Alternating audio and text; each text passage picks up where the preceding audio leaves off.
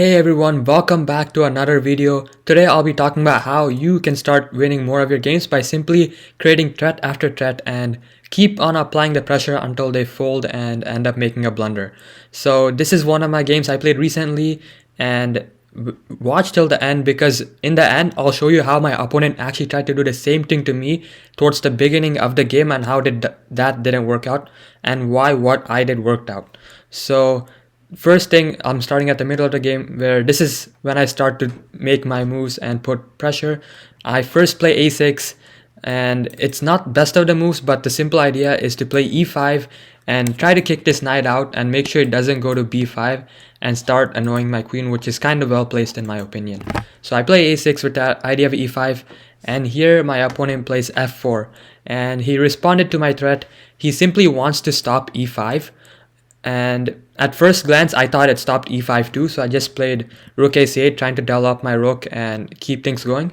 My opponent played rook c1, and it was in this moment while he played rook c1 I realized it doesn't really stop f4 doesn't really stop e5 because this e3 pawn is really weak, and once the exchange happens, which happened in the game, the pawn on e3 is really weak, and more importantly, this knight doesn't have any good discoveries.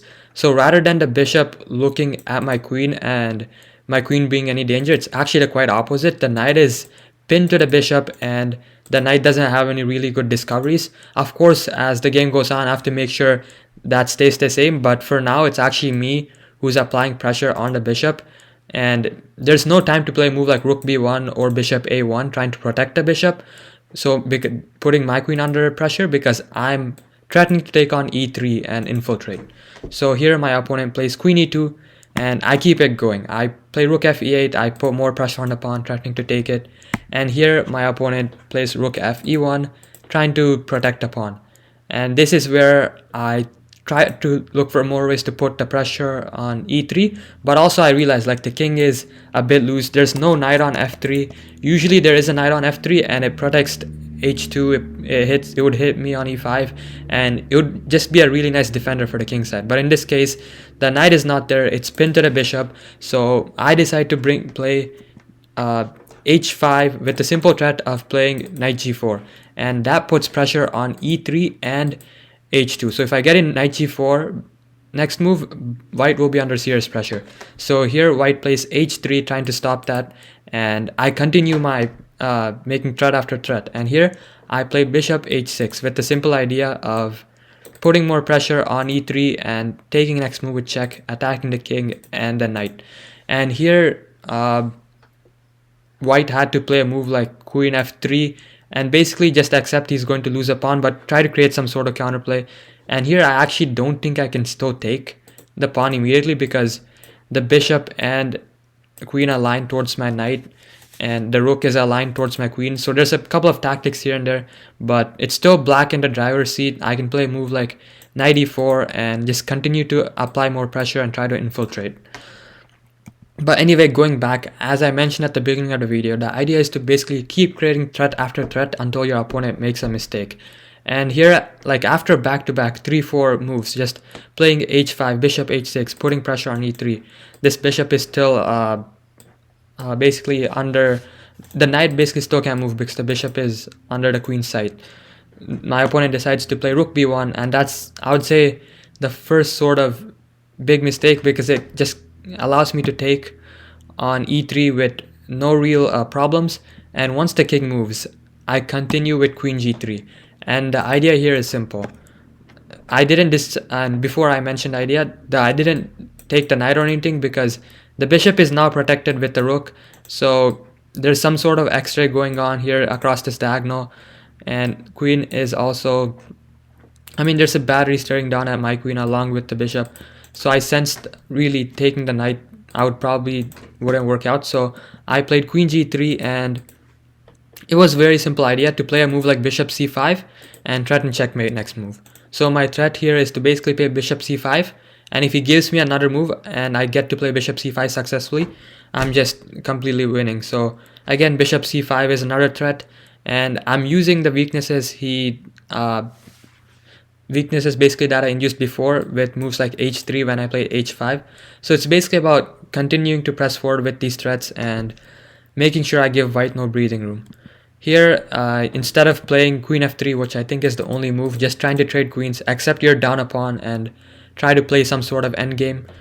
He tries to do something fancy, again because I've been putting a lot of pressure on him, and he plays knight f5. It doesn't really hang a piece because he is attacking my knight as well, but this doesn't work out as you'll see in the game, because after I take the knight and he takes back my knight, it is equal material. I mean, I'm up a pawn, but we did have an equal trade. But in the end, I get d4, and I basically lock my bishop in, which is into a really good outpost, you could say, basically cutting off the king. And more importantly, I activate my second bishop along this diagonal, and I just have this simple threat of taking this pawn because this pawn is pinned to the king by the bishop and checkmating. And white is all under serious pressure here, and my opponent plays bishop takes f5 here, basically simply keeping an eye on this pawn and trying to keep his king protected. Now one key thing I would like to mention is, when every single time I was making my threat, I was scanning what could my opponent do, because here I was almost about to play bishop c5 and just threaten mate in one, and I really didn't see any way white could stop it. However, you have to realize once you play bishop c5, the queen is now opened up. So, and since these two bishops are also staring down at your king, here white can actually sacrifice the queen, and once I take back, it's actually checkmate. So all of a sudden, from completely winning, I could just blunder checkmate into out of nowhere. So you have to be careful. Every single time you make a threat, you quickly have to scan. Just take 10 seconds and be like, what does my opponent do? And if you see something like after bishop c5, how your opponent can counterattack and maybe some sort of divert your advantage, or even just in this case win, you have to step back and look for other options. And here I realized, okay, my king is in some sort of iffy situation. I need another defender for my rook. So I just simply play king f8, and I realized black really has no checks or any way to take advantage. The queen is on a light square, my king is on a dark square here. Dark square bishop isn't in any position to check my king, and I am threatening bishop c5 next move. And in this position, my opponent, again, he spent a lot of time. He's under severe pressure here because now I'm just threatening bishop c5. And instead of playing a move like, I mean, honestly, I don't even see what he would play here. But he takes my rook on c8, and I take back. And in this position, it's important to realize once he traded the light squared bishop, this pawn is under attack again. So once I took back with the rook, important that I didn't take back with the bishop here. I could choose to keep my rook aligned with the queen or bishop aligned against the king. And here, there was no point in taking back with the bishop. I would lose all my threats with threats like queen h3 and so on. And also, I can now really move my bishop because then the queen would just take my rook. And that would be checkmate. So instead, I decided to take with the rook, getting off the queen's side, and instead keeping my bishop here aligned. And here my opponent just simply blunders checkmate, rook b3, and I take on h3, and this is game over. And looking back, yes, my opponent did make a couple of big blunders, which helped me a lot, but it all started going back with the simple move of a6. And really after this, I just slowly kept building the pressure, because after a6, I wanted to play e5, and after f4, I hesitated a bit, but after I really never looked back. And from here on, every move was basically putting more pressure, creating threats, and I was also making sure I was basically making sure my opponent didn't have any counterplay as well, making sure I didn't blunder any checkmate, and I played quiet moves like king f8. And in this case, even a quiet move is a threat because I do protect my rook, escape my king from any potential danger in the future. So going back, as I said at the beginning of the video, I was going to show you how my opponent actually tried to do the same thing earlier on, and it quite didn't work out. So going through the opening, it wasn't one of the most testing lines. It was just a simple fianchetto on the queen side, and he took my pawn on c5, and I played queen a5, trying to win it back immediately. And he played knight c3, and after I took, he basically tried to use my queen to basically activate his pieces and create some sort of initiative. And he started with a3. b6 is not accurate by me. I just wanted to develop my light squared bishop, but maybe I could have played e5 earlier on here. Anyway, I played b6, and here my opponent plays b4. And he basically just tries to expand on the queen side, trying to use my queen. And once I go back, he plays knight b5. Again, harassing my queen and making it move. And once I go back, he goes back to he plays knight b d5, centralizing his knight to, you could say, a better square maybe. And maybe he'll be looking at rook c1, c4, these ideas.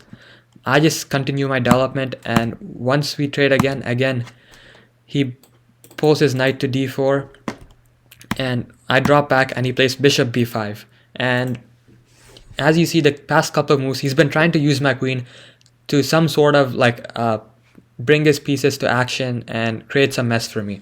But it's important, another concept basically, to realize that when you're making threats, you have to realize what's your main goal.